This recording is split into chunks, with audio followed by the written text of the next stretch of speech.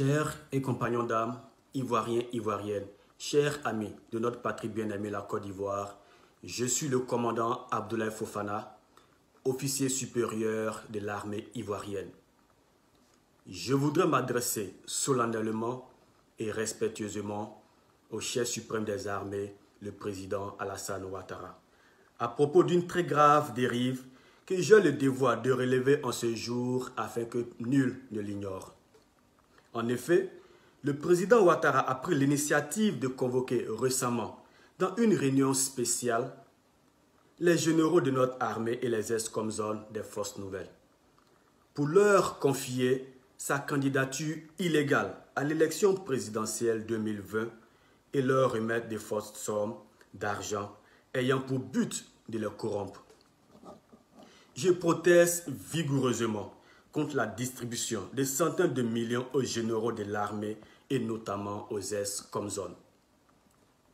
Tous ces individus qui se permettent de rouler sur l'or pendant que la base de notre armée est laissée pour compte font honte à l'éthique républicaine de la nation ivoirienne. Monsieur le Président de la République, chef suprême des armées, je suis un acteur de la crise post-électorale des années 2000 et celle de 2011.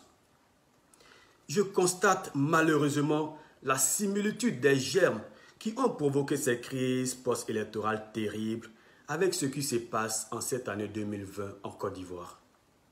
On peut en effet percevoir la crispation et la frayeur des populations aux approches des élections. La mise en QRF de 400 gendarmes à la disposition du commandant supérieur de la gendarmerie. L'envoi à ces jours des derniers recrues à Akandje et qui seront mises à la disposition des unités commando après formation. Ce qui me fait rappeler mon histoire, car j'y suis aussi passé dans les années 2000 et je fus mis à la disposition de feu lieutenant Bokayapi aux approches des périodes électorales. Tout ce tohu-bohu, pour moi, est un déjà vu dans les années 2000 et 2010-2011. Est-ce qu'une armée républicaine doit être ainsi manipulée? L'armée doit être au service de la nation et non au service d'un individu déterminé à violer la Constitution pour être candidat à un troisième mandat, alors que selon l'article 55 de notre Constitution, nul n'a droit à plus de 2 mandats à la tête de l'État. En donnant 100 millions et 50 millions aux généraux et aux officiers supérieurs, vous intronisez la corruption dans l'armée. Monsieur le Président, et vous divisez l'armée entre les privilégiés et la majorité des laissés pour compte. Que vont donc faire les soldats qui n'ont rien reçu? Que vont donc faire les soldats à qui vous avez promis une villa à chacun depuis plusieurs années et qui n'ont toujours pas reçu le toit promis? Que vont donc faire tous ces pauvres soldats qui tirent le diable par la queue et dont certains ne parviennent même pas à percevoir la quasi-totalité de leurs soldes à la BICI à cause de la mauvaise gestion du gouvernement? Savez-vous, Monsieur le Président, que les soldats dans nos casernes peinent à percevoir la ration normale? Savez-vous, Monsieur le Président, chef suprême des armées, que les commissariats de police ne perçoivent que 10 litres de gasoil pour la patrouille de 24 heures? Monsieur le Président, chef suprême des armées, que feront les familles des soldats disparus à Kafolo avec les 1 million que vous leur avez remis? Monsieur le Président, je me demande, est-ce que les opposants peuvent aussi convoquer les militaires pour leur parler de leur carrière politique, puisque vous vous êtes permis de mêler les militaires de la République à la défense de vos intérêts politiques personnels? Si chaque opposant appelle son groupe de militaires pour leur demander de soutenir sa candidature, n'est-ce pas la chienlit totale que vous auriez ainsi provoquée dans notre pays? Lorsque vous étiez opposant, avez-vous une seule fois accepté que les chefs d'État au pouvoir utilisent l'armée pour vous empêcher d'être candidat? N'avez-vous pas soutenu notre rébellion dans ce pays parce qu'on vous avait exclu du jeu politique à travers la Constitution de 2000? Monsieur le Président, vous avez oublié ce que nous avons souffert pour vous, ce que nous avons souffert pour vous dans ce pays? Monsieur le Président, chef suprême des armées, comment voulez-vous que les soldats vous respectent quand vous plongez dans la corruption des généraux et de certains ex-comzones? Comment voulez-vous que cette armée vous respecte quand vous entretenez gracieusement des miliciens arrogants alors que l'armée républicaine est dans la galère et peut se faire tuer bêtement comme nos frères ont été sacrifiés en juin dernier à Kafolo? Monsieur le Président, vous êtes complètement sorti de votre mission républicaine. Monsieur le Président, vous avez trahi l'armée ivoirienne. Monsieur le Président, vous avez trahi la nation ivoirienne. Nous n'avons plus confiance en vous. Vos intérêts ne sont pas ceux de notre pays. Voilà pourquoi, moi, commandant Abdoulaye Fofana, je demande à tous les membres des forces de défense et de sécurité de Côte d'Ivoire de refuser de brutaliser, de mater et de tirer sur la population civile à votre demande, qui sont nos parents.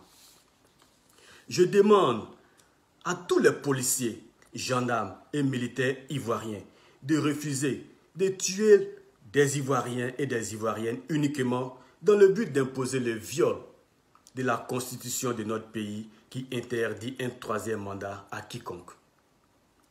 Oui, je demande à nos soldats de s'inspirer de l'exemple des Égyptiens, des Algériens, de toutes les armées habitées par l'honneur et la fidélité au peuple, qui ont refusé de tuer des civils aux mains nues revendiquant la liberté, le droit constitutionnel. L'armée ivoirienne doit protéger le peuple ivoirien. L'armée ivoirienne doit protéger la loi. L'armée ivoirienne doit respecter la loi. L'armée ivoirienne doit refuser de servir la guerre du régime RHDP contre le peuple ivoirien. L'armée ivoirienne doit garantir la paix, la justice, la liberté, la dignité de toutes les personnes vivant sur le sol ivoirien. Soyons dignes, soyons courageux, soyons inébranlables.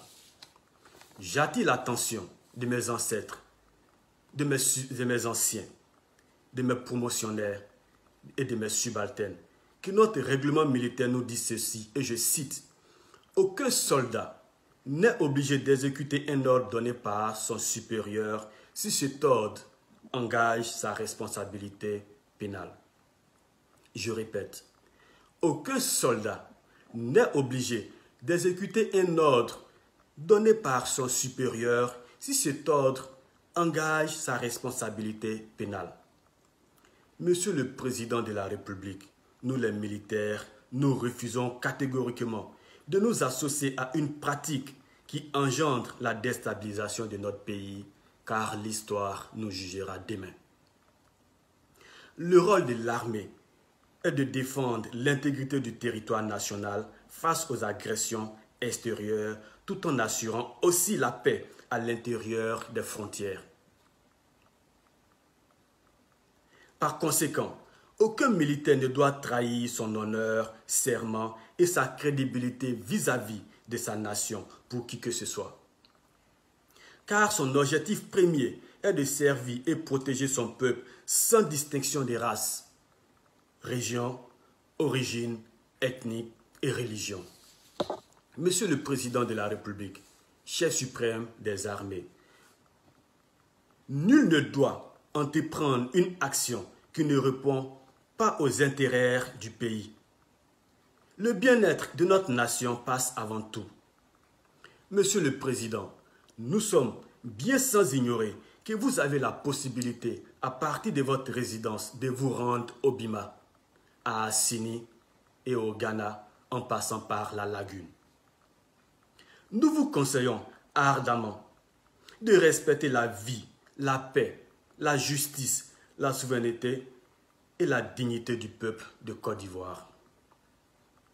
Avant de mettre un thème à mon intervention, comme par rituel, je salue mon père spirituel, je salue les généraux, mes devoirs, mon général.